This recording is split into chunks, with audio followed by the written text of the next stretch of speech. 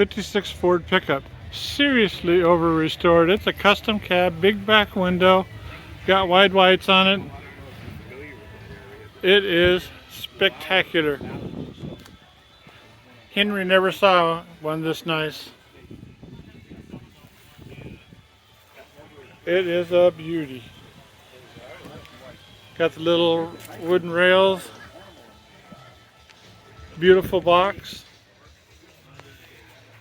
Chrome back bumper. Dual taillights. Chrome on the tailgate hinge deals.